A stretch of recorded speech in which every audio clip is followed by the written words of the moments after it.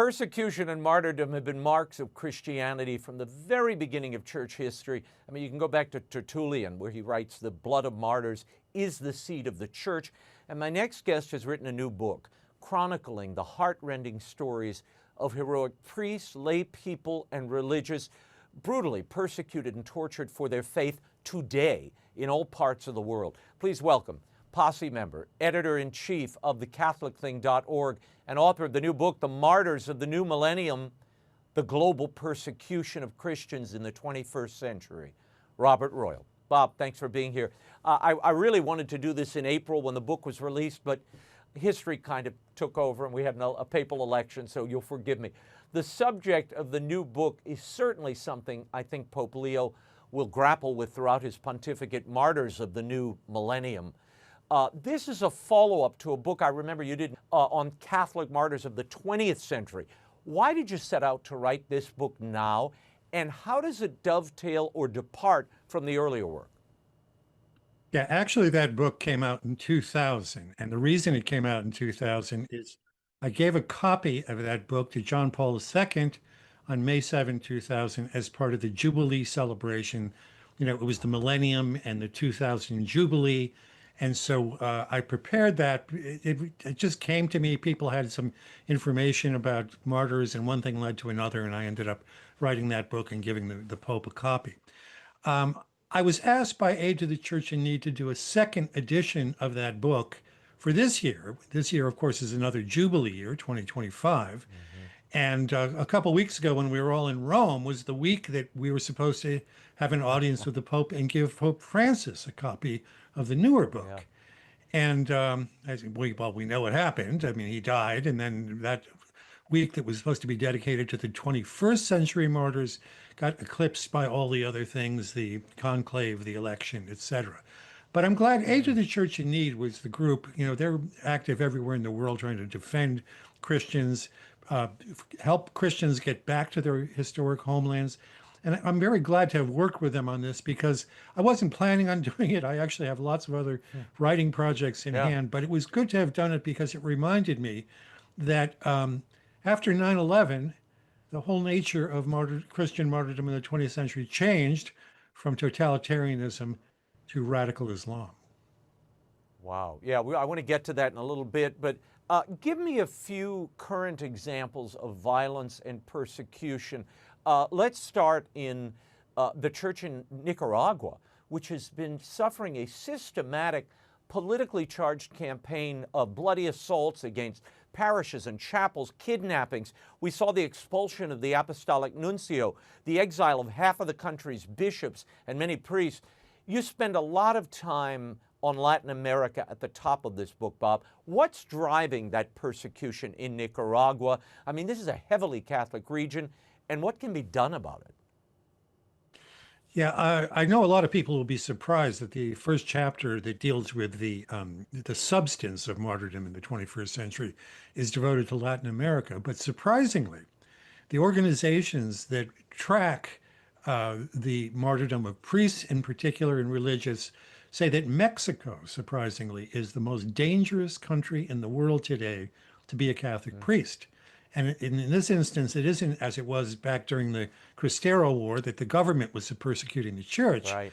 This is the result of cartels, human traffickers, drug traffickers, and anybody who steps in front of what those criminal organizations are trying to do puts himself at risk.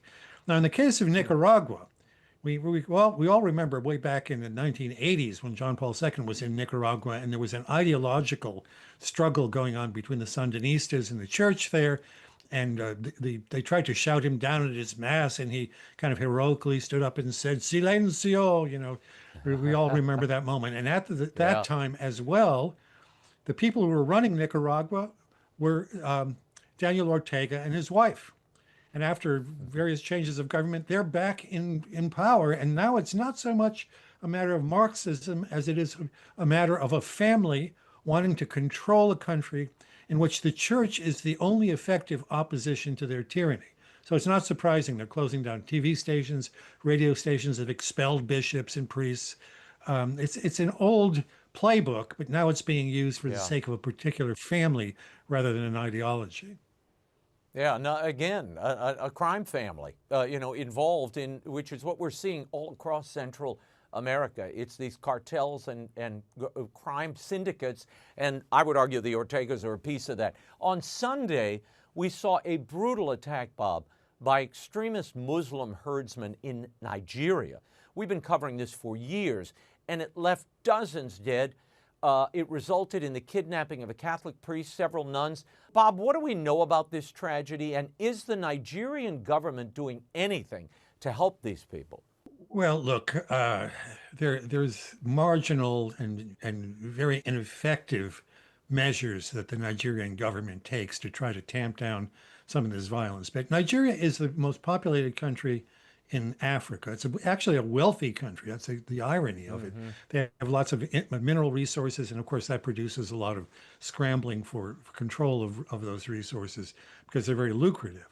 And it's about half split between Christians and Muslims. And so these clashes, which are sometimes portrayed as over economic interests, and that does happen where somebody will accuse somebody of blaspheming against Islam, and then they seek to take over their property, their farm, or whatever it is. But really, there is also what we have to say is a radical Islamism all across Central Africa, across sub-Saharan Africa.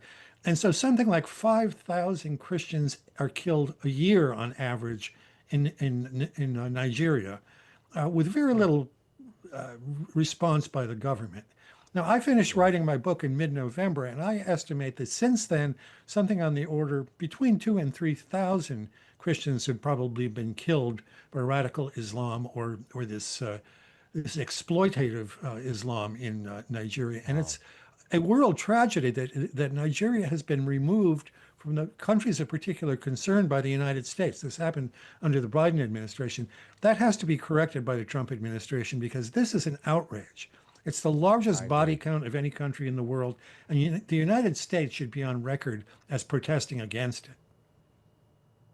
Yeah. I know you've been impressed, Bob, by the African martyrs, their heroism, their bravery. What effect have these stories and chronicling them had on your own faith?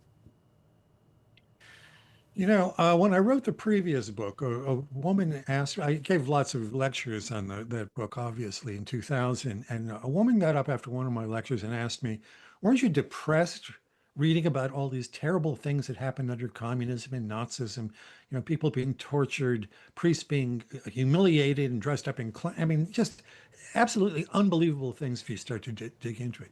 And I looked at her and I said, depressed? I said, no. I'd never spent so much time with so many good and holy and forgiving people. I mean, people forgiving people about to kill them, not only forgiving them, but praying for them at their very moment of death. Yeah. So every time I dip back into this subject, I find myself feeling a little bit distressed about my own weakness as a Christian because, you know, we complain about a lot of the things that rightly we are worried about in our own society, but compared to what lots of our fellow Christians, Catholic and Protestant, are experiencing around the world, it's absolutely nothing. And to read about them, the heroism, the holiness that these people manifest, the only thing that I can say is that it's inspiring. And I would encourage people, you don't have to read straight through this book. You can kind of dip into Asia or the Middle East or whatever. It's a good thing to realize that there are still people like this in our world today. Yeah. Well, and they're willing to suffer and even die, Bob, for the sacred faith that they hold dear. And they realize, in many cases, it's the public expression of that faith on their way to Mass, in the middle of sacraments.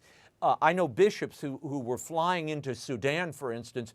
Bishop Makram Gassis, a great heroic bishop, he would fly in to do confirmations and baptisms and first communions, and he did that at peril of death. They had a death sentence on him, the local government there in southern Sudan. He did that for years.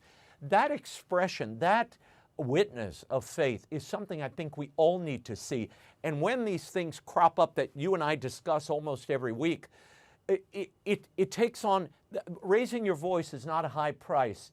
You know, being excluded from a few cocktail parties, that's hardly a price to defend your faith in the things that matter most. And these people, when I read your book, I kept thinking, my Lord, they're willing to do this. The least I can do is use my platform and use my voice to do what we can, and we do that in our small way.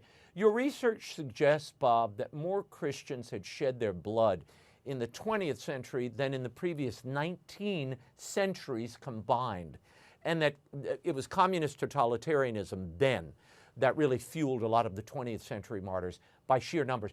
Writing the new book, you see the greatest anti-Christian threat in the 21st century as where? What's driving it?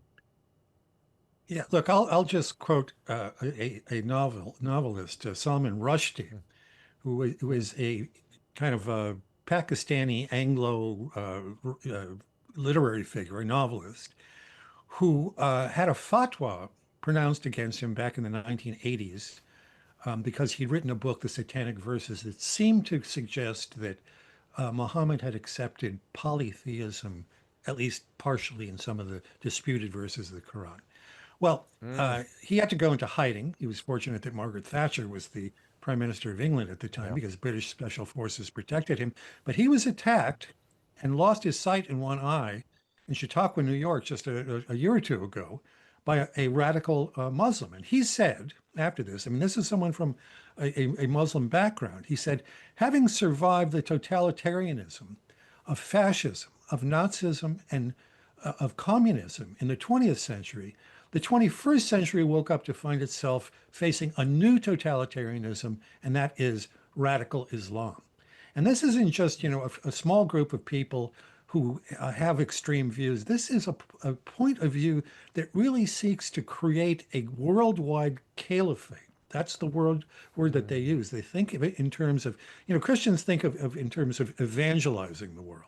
Well, and these radical Islamic figures, they think about it as establishing a kind of Ottoman Empire, but not just restricted to Turkey and a few of the lands in the Middle East, but a total empire of Islam everywhere. And while Christians used to be able to live under the Ottoman Empire, I mean, there were still millions of Christians living in the Middle East and in Turkey up until the breakup of the Ottoman Empire. Now, what we see is that the willingness to tolerate others living within those lands is greatly diminished, and there's just a murderous impulse to try to spread to try to create this caliphate, not only in the Middle East but in Africa. We see similar movements in Asia now. This is something that the West in particular needs to wake up to, because it didn't go away. I mean, we kind of defeated ISIS in the Middle East, but it's grown back. It's transferred itself to other parts of the world, and it will come back with a vengeance. Bob, I spoke earlier to Sebastian Lai, of course, Jimmy Lai's son, the democracy advocate and really white martyr, in my opinion. Give me a sense, you devoted a chapter to white and red martyrs in Red China in this book. Give me a sense of this persecution. It seems to never end. And in the book, you explore the Vatican's shadowy policy of appeasement at this point. Yeah, sad to say, the situation in China, it's very discouraging because our own church made a very bad bargain with a totalitarian regime. I mean, we know that when you try to make a deal with the devil, what happens? The devil always comes out on top of that because you've gone halfway to meeting him.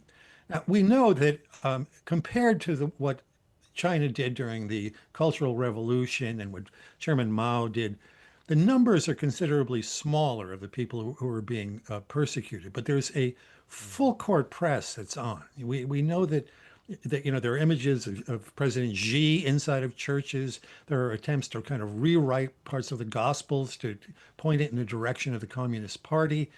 They're being more careful about creating martyrs because, of course, that raises the international temperature against China, but they do it. We know our friend Nina Shea, in her recent study, has pointed out that 10 bishops are missing.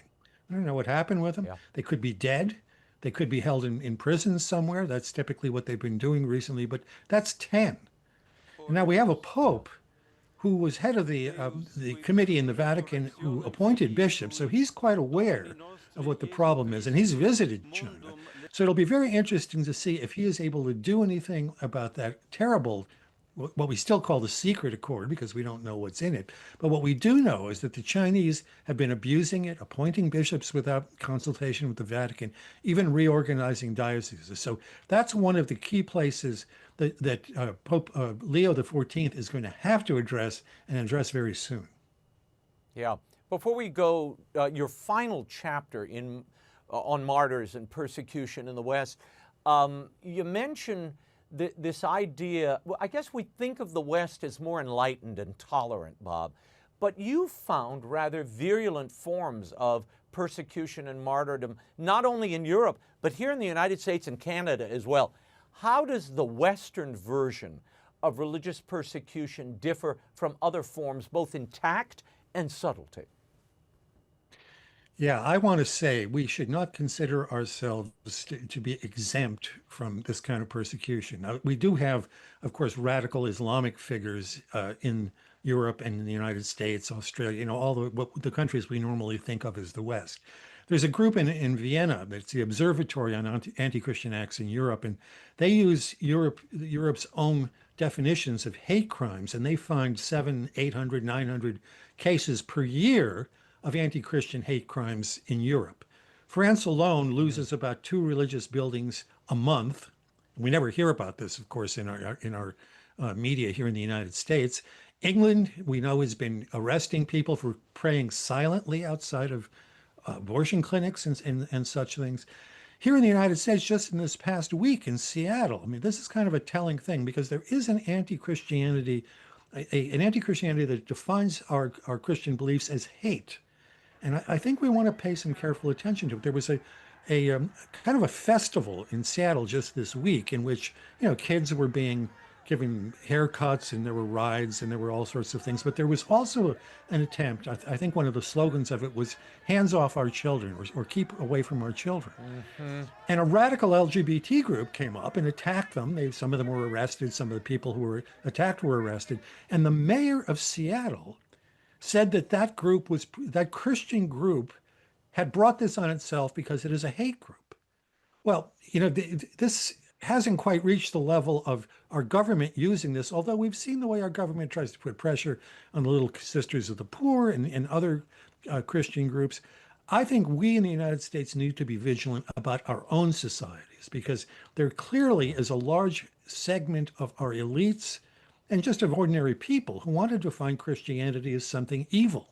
And unfortunately, I don't think our bishops and our other Christian figures and Christians in public affairs are willing to stand up and say no, that this is a matter of religious liberty, that Christianity is not just a matter of hatred. And I mean, you can disagree with Christians about LGBT or whatever it is, but you can't show up and begin to beat people up and to create disorder in the society. Bob, thank you for bringing clarity and attention to these martyrs and the ongoing persecution that I don't think anybody spends enough time focused on or looking at.